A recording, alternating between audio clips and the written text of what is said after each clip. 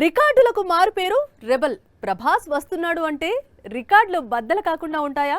పైగా pan India star. అందుకే release కు ముందు సైలెంట్ గా కనిపిస్తాడు.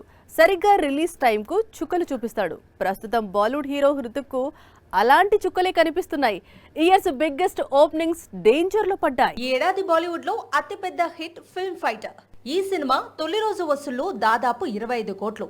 ఇప్పటికీ ఈ ఓపెనింగ్ ను బద్దలు కొట్టే సినిమా బాలీవుడ్ లో రాలేదు.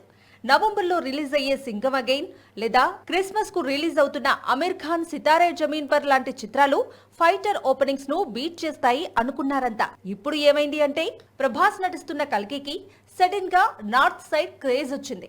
ఒకవైపు రెబల్ స్టార్ నటిస్తుండటం, మరోవైపు అక్కడి టాప్ హీరోయిన్ దీపిక హీరోయిన్ కావటం, లెజెండ్ అమితాబ్ కీలక పాత్రలో కనిపిస్తూ ఉండటంతో కల్కికి నార్త్ సైడ్ సడన్ గా క్రేజ్ పెరిగింది.